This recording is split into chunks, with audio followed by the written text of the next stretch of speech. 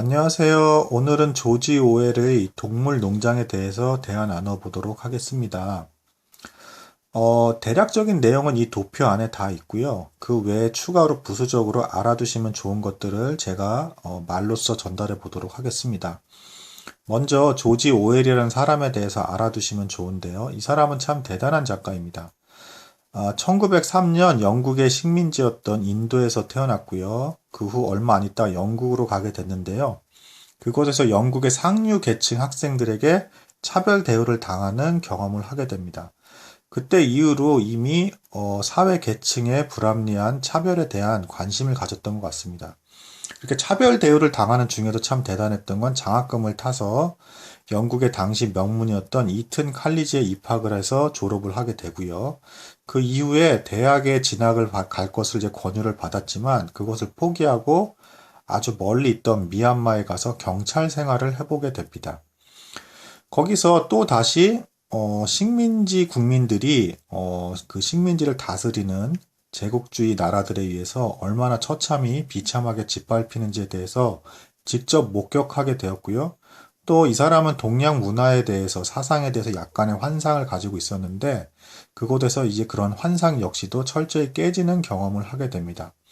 그리고 다시 영국으로 돌아와서 곧 얼마 안 있다가 경찰직을 그만두고요. 나는 이제 앞으로 작가로서 살아야겠다라는 마음을 가지고 또다시 놀랍게도 런던의 빈민가와 그리고 이제 프랑스의 파리 빈민가를 몇 년씩 살아가면서 가난한 사람들의 비참한 모습과 고통을 같이 체험하고 겪어가면서 자신의 글을 써 나가게 됩니다. 그리고 이제 또 첫 번째 아내와 함께, 이제 그 생활하는 중에 자녀가 없었기 때문에 그런 와중에 입양을 하게 됐고요. 그리고 또 그 와중에 아내가 또 이제 죽게 되고 나서는 그 입양한 아이와 또 수년간 같이 자신이 직접 키우면서 지내게 됩니다. 이 사람이 참 대단했던 사람이었던 것 같은 게, 나중에 1947년에 금방 이제 짧게 얼마 살지 못하고 죽게 되는데요. 두 번째 아내와 죽기 전 3개월에 병원에서 결혼 서약을 한 뒤 곧 얼마 안 있다가 죽게 됩니다. 굉장한 좀 뭐랄까 인류의 휴머니스트적인 사람에 대한 사랑이 많았고 불쌍한 사람들에 대한 어떤 안타까운 마음 가운데 그들이 좀 조금이라도 편하게 잘 살았으면 하는 마음이 많았던 그런 작가로 보여집니다. 실천하는, 행동하는 지식인으로서의 전형적인 모습을 보여주고 있습니다. 그리고 지금 화면에서 보여지는 내용 외에 사실은 이 소설은 배경이 좀 존재하는데요. 이 소설의 배경이 되는 곳은 소련입니다. 소련. 지금은 러시아와 그 뭐 우크라이나 외 몇몇 나라들로 쪼개져 있죠. 옛날에는 러시아 그리고 우크라이나 그 외에 몇몇 뭐 카자흐스탄 뭐 이런데 우즈베키스탄 이런 곳들이 다 하나의 소련 연방체로 있었었죠. 그 소련이 1900년대 초반 때 이제 볼셰비키 혁명이라는 공산주의 혁명이 일어나고요. 그 이후에 공산당들이 그곳을 지배하게 되죠. 사실 처음에 레닌이 혁명을 이끌고 시작했던 때에는 참 좋았습니다. 처음부터 무조건 나빴던 건 아니에요. 레닌이란 사람이 그래도 많은 비교적 백성들에 대한 어떤 백성을 우선으로 생각하는 어떤 정책들을 제법 핀 것들이 있었고 사람들을 불쌍히 여기는 좀 따뜻한 마음이 있었던 사람에 속했습니다. 하지만 레닌이 죽고 나서 얼마 안 있다 스탈린이라는 독재자가 등장하면서 이것이 점점 변질하게 되고 이 소설에서는 그 이제 나폴레옹이라는 이름의 돼지가 스탈린을 상징하고 있어요. 그래서 무자비하게 스탈린이 참고로 이제 아마 백성들을 그 러시아 국민들, 그러니까 소련 국민들을 당시에 아마 한 2천만 명 이상을 굶어 죽이거나 아사하게 만들고 심지어는 뭐 그런 말도 했다 그러죠. 보이는 대로 최대한 사람을 죽여라. 그래야 누구도 우리들에게 항의할 자가 없다. 최대한 죽일 수 있을 만큼 죽여. 이런 말까지 했던 무지막지한 사람입니다. 그럼에도 불구하고 독재자로서 주변에 있는 사람들과 함께 국민들을 선동하면서 속였던 거죠. 독재자 혼자서 자기가 독재자가 돼서 나라를 다스리겠다고 해서 절대로 그것이 세워지는 것이 아닙니다. 그 옆에 일방적으로 무조건적으로 충성을 바라면서 저 사람이야말로 우리를 구원한 구세주다라고 하면서 우상숭배를 하는 무리들이 옆에 있을 때 사람들은 그것에 대해서 주목하게 됩니다. 왜냐하면 많은 사람들이 저 독재자를 칭송하고 굉장히 옳다라고 그러네라고 한다. 그런 여론이 성형되기 시작을 하면 사람들은 현혹돼서 그 사람이 정말 그런가 보다 하고서 따르기 시작하고 점점점 거절하지 못하게 되고 이게 아닌 것 같은데 라는 생각을 가지면서도 차마 대중들 속에서 틀렸어. 그 독재자는 아니야 라는 말을 못하게 됩니다. 왜냐하면 본인의 생명에 위협이 있기 때문이죠.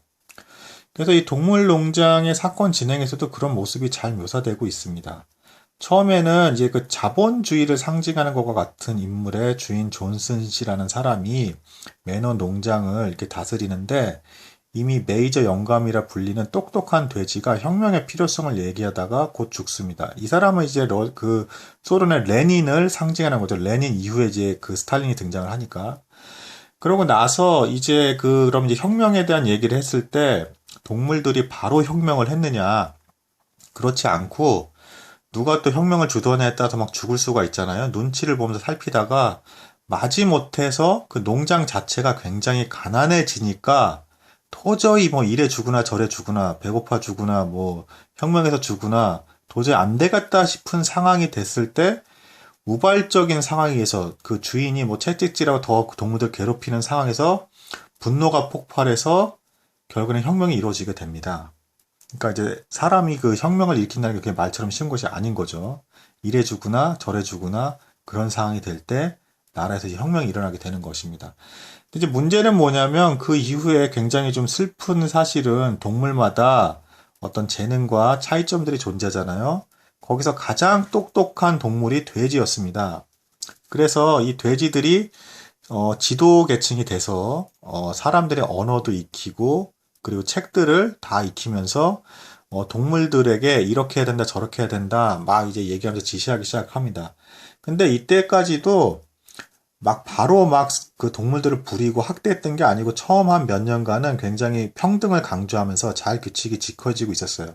근데 그 지켜지고 있던 기간은 스누볼이라는 돼지와 나폴레옹이라는 돼지가 대립하고 있을 때 그 원칙이 비교적 잘 지켜지고 있었습니다. 그러다가 이제 거기 그 마을에 풍차를 세워야 된다라는 의견이 나오게 돼요. 풍차를 세워서 바람과 전기의 힘으로 풍차를 돌려야 우리가 저 많은 뭐 일주일에 3일만 일하고 더 많은 음식을 먹을 수 있다라는 의견을 낸 스노볼이란 돼지가 있었고 그걸 반대한 나폴레옹이란 돼지가 있었어요. 둘이 싸우다가 결국에는 나폴레옹이 은근히 힘을 키워서 결국은 자신의 편인 검은 개들을 동원해서 스노볼을 쫓아냅니다. 그래서 반대 세력이 없어지자마자 이제 마침내 나폴레옹이 사실상 거의 이제 그 권력을 독점하게 되고요. 그런 상황에서 본인이 스스로 풍차를 만드는 것을 반대했음에도 불구하고 막상 독재자가 되니까 우리는 풍차를 만들어야 된다 하면서 더 혹독하게 일을 시키고 그 이후에도 계속 일을 벌리면서 동물들이 생각을 잘 못하게끔 간신히 살아가게끔 많이 혹독스럽게 아주 계속 일을 시킵니다. 그런데도 동물들은 그냥 단순히 사람에게 해방됐다라는 그 하나만 가지고 우리는 예전보다는 나은 것일 거야 라고 하면서 그 선동되는 거에 속아가면서 그 나폴레옹이라는 돼지 주변으로요 뭐 그게 선동하는 스컬러라는 어떤 동물도 있었고 여러 가지 편들이 있었습니다. 이 사람들이 계속 그 돼지를 칭송하고 또 막 노래도 짓고 막 이렇게 하면서 이걸 계속 반복해서 이렇게 해야 된다라고 쇠뇌를 가하니까 이 동물들이 아닌 것 같은데 아닌 것 같은데 하면서 반론을 제기하지 못하고 계속해서 그 나폴레옹이라는 돼지 밑으로 해서 돼지들의 계층에게 지배를 당하고 학대당하고 결국에는 더 사람이 있을 때보다 더 고통을 받는 그런 수준까지 가게 됩니다. 그럼 마지막에 가서는 이제는 이 나폴레옹과 돼지들이 더 번식을 해서 많아지고 이 새끼들을 위해서 학교도 짓고 하는 와중에 동물들은 더 궁핍해지고 가난해지는 현상을 겪게 되고요. 그리고 이제 그 초반에 혁명을 일으켰을 때 사람은 절대 상대하지 말자라는 그 혁명 룰이라든가 또는 사람들이 먹었던 술이라든가 이런 것도 먹지 말자 이런 것들은 어떤 그런 룰들을 하나씩 몰래 글씨를 동물들이 잘 못 읽기 때문에 그 계명을 쭉 적은 거에 있었는데 그거를 동물들이 잘 못 보기 때문에 조금씩 고치고 수정하고 몰래 밤중에 고쳐가면서 원래 글씨가 이랬다는 식으로 우매하게 그 우매한 그런 동물들을 그럴싸하게 속여가면서 지속적으로 다스리게 되고 마침내는 어느 농장보다도 사람이 다스리는 농장보다도 더 심하게 수탈해가는 그런 농장이 되어버립니다. 이 소설이 주는 어떤 교훈은 어떤 것이겠어요? 아무리 엘리트적이고 처음에 시작이 순수했던 지배계층이 있다 할지라도 국민들이 깨어서 견제하고 바른 의견을 도출하면서 바른 여론을 지켜가지 않으면 부패한다는 것이죠. 그리고 또 한 가지 교훈은 참 신기한 점인데요. 헨리 조지의 토지와 빈곤이란 책, 굉장히 두껍고 좀 어려운 책이긴 하지만 기회가 있으신 분은 나중에 읽어보시면 좋은데요. 그 책에서도 이런 얘기를 합니다. 1600년대, 1700년대 영국 사람들은 과학이 계속 발달하고 있기 때문에 마침내는 모든 계층이 먹고 사는데 부족함이 없는 상태가 될 것이다 라는 희망적인 예측을 했던 시기가 잠시 있었습니다. 과학이 계속 발달하고 산업혁명 때문에 그랬던 것이에요. 근데 막상 이렇게 산업이 발달했음에도 지금 어떻습니까? 지금 사실은요, 이 전 세계의 생산력은 이미 모든 인류를 충분히 먹여 살리고도 남을 만큼의 생산력이 됩니다. 그럴 기술력이 되는 거죠. 그럼에도 불구하고 빈부격차는 오히려 심화되고 있고, 그리고 일반 서민들은 직장 잡기도 어려운 상태에 놓였습니다. 이 모든 문제점은 무엇일까요? 대다수의 전문가들도 잘 알고 있지만 분배 문제가 있는 것은 확실합니다. 물론 이 조지 오웰의 동물 농장에서 돼지라는 더 뛰어난 계층이 있고 사람 사회에서도 더 뛰어난 사람이 존재하지 않습니까? 그에 합당한 적절한 더 큰 보상이 필요한 것은 맞다라고 생각이 들지만 너무 지나치게 조금 더 탁월한 것에만 가지고 어마어마한 부를 더 가져가 버리게 되면 밑에 있는 서민들은 일을 한 만큼 그 임금을 받을 수가 없는 것이죠. 그런 불평등과 고통에 놓일 수 있는 것입니다. 학생들의 입시 경쟁 역시도 마찬가지죠. 그러니까 너무 압도적으로 부유한 사람들의 유리한 입시 경쟁 제도가 돼버리게 되면 아무리 밑에서 더 불평등한 조건에서 열심히 하는 학생이 있다 하더라도 그것을 따라잡기는 어려운 것이죠. 이러한 것들이 개선되기를 바랬던 것이 조지 오웰 작가가 지녔던 정신이었고 그것이 표현된 것이 동물농장이었습니다. 비교적 좀 장황하게 설명했던 것 같진 모르겠지만 그래도 이 짧은 시간 안에 책 한 권 읽으셨다고 생각을 하시고 무언가 여러분들에게 도움이 되셨으면 합니다. 오늘도 들어주셔서 참으로 감사드립니다.